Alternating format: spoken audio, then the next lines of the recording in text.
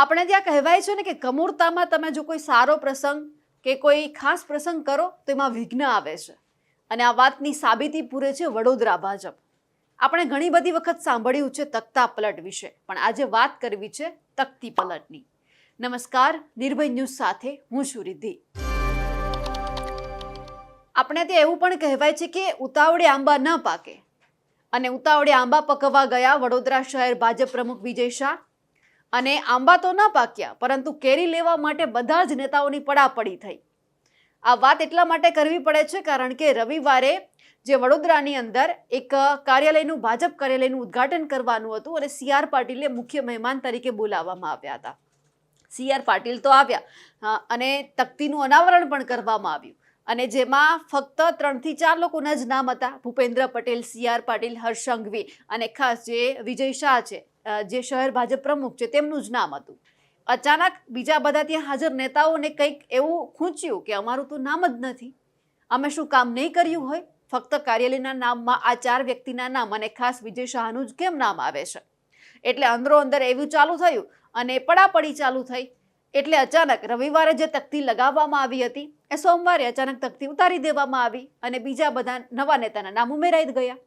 એટલે સૌથી પહેલા તો આપણે આ તખ્તી જોઈએ જ્યાં નવી છે અને આ જૂની તખ્તી છે. તમે જોઈ શકો છો કે નમો કાર્યાલયનું ઉદ્ઘાટન છે, માનનીય CR પાટીલ સાહેબનું નામ છે, ભૂપેન્દ્રભાઈ પટેલનું નામ છે, વિજય શાહનું નામ છે જે વડોદરા શહેર ભાજપ પ્રમુખ છે, અને હર્ષભાઈ સંઘવીનું નામ છે. બસ આટલી જ તખ્તી હતી અને આ તખ્તી જોઈને વડોદરાના બીજા નેતાઓને પેટમાં દુખ્યું કે અમારું નામ કેમ ના આવ્યું? CR પાટીલના હસ્તે આ બધું થયું, CR પાટીલ સાહેબે બસ આટલા જ નામ જોયા, તો અમારા વિશે શું વિચારતા હશે?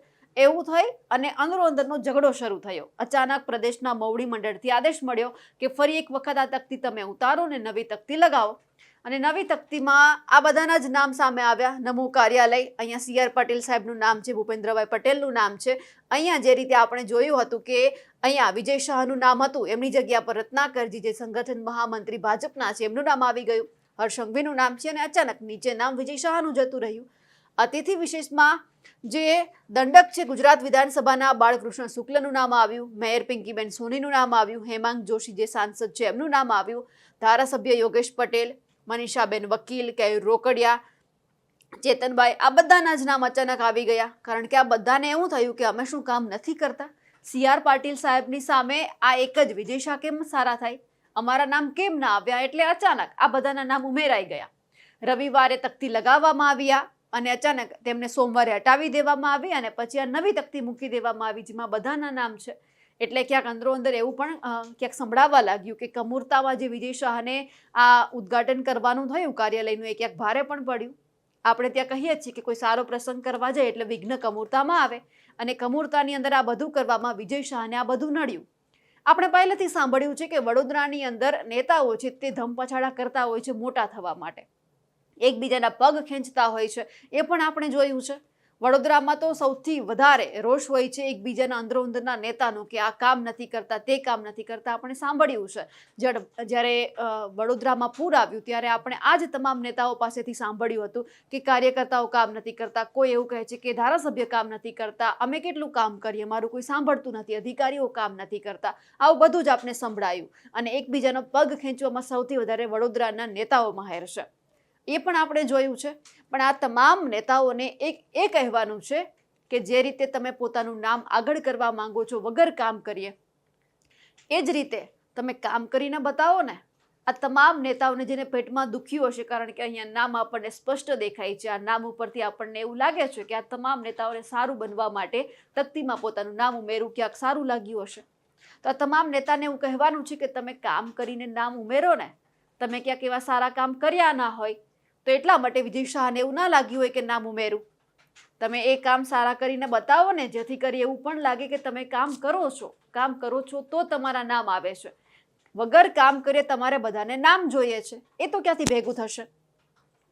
એટલે અહીંયા જે આપણે પહેલા કહેવત અહીંયા લાગુ પડી ને કે ઉતાવળે આંબા ન પાકે, વિજય શાહને એવું થયું કે હું ફટાફટ આ બધું જ કામ કરી નાખું, અને અચાનક આ બધા જ લોકો કેરી લેવા માટે આવી ગયા. અમારું નામ ના આવ્યું એટલે આ બધા લોકો નારાજ થયા. પણ સવાલ એ છે કે આવું ફક્ત વડોદરામાં નથી, આવું બધી જ જગ્યા ઉપર છે. બધા જ નેતાઓને એવું લાગે છે કે અમે કામ કર્યા વગર વાહવાહી લૂંટી લઈએ. કામ કરી અને વાહવાઈ લૂંટો તો એમાં મજા છે. આ તમામ નેતાઓ છે ખાલી બોલવામાં જ માયર છે. કંઈ કામ કરવાનું આવે એટલે હું કહી દઈશ કે અમારામાં નથી આવતું, પહેલાનામાં આવે છે, એ કરશે. અધિકારીઓ અમારું સાંભળતા નથી.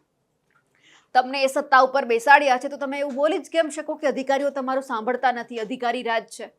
તમે એક વખત ઉપરી લેવલે રજૂઆત તો કરો કે તમારા અધિકારીઓ નથી સાંભળતા, તમને કામ કરવા માટે બેસાડ્યા છે.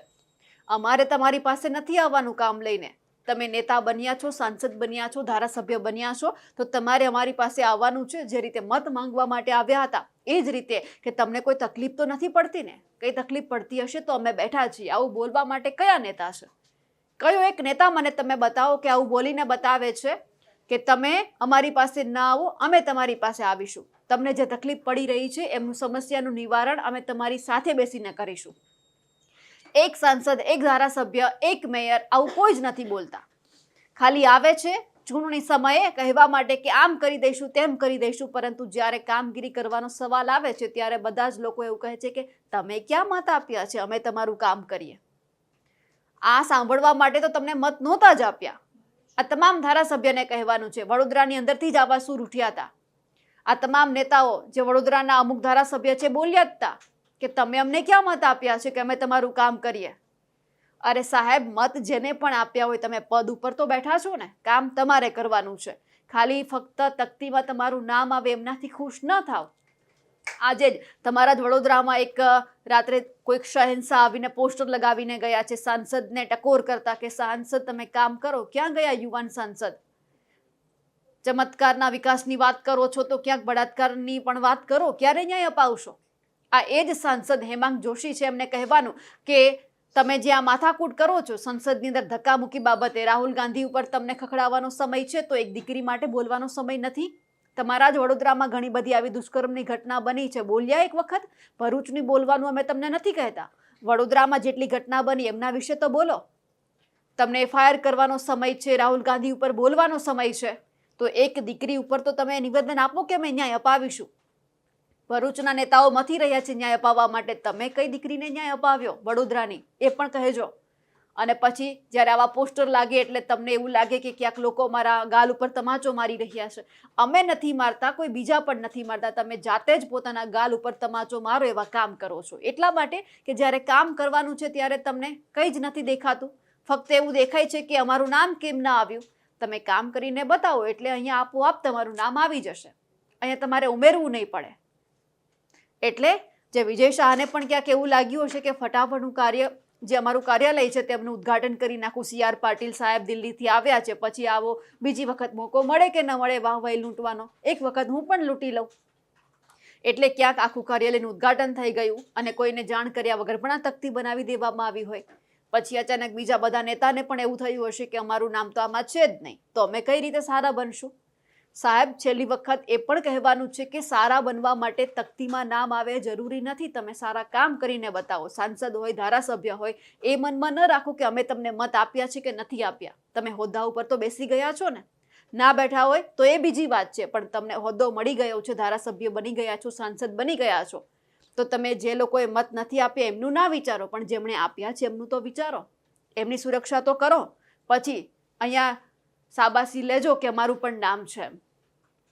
જે રીતે આપણે હંમેશા તખ્તા પલટની વાત કરી હતી, આ જ રીતે તમે તખ્તી પલટની પણ આજે વાત સાંભળી. તેમને લઈને આપનું શું કહેવું છે? ને જે તમામ ધારાસભ્યો છે, મેયર છે, સાંસદ છે, તમામ લોકોને આ રીતે વાહવાઈ લૂંટવાનો ખૂબ એવું કહી શકાય કે એમને એવો રસ પણ છે કે મારું નામ આવે.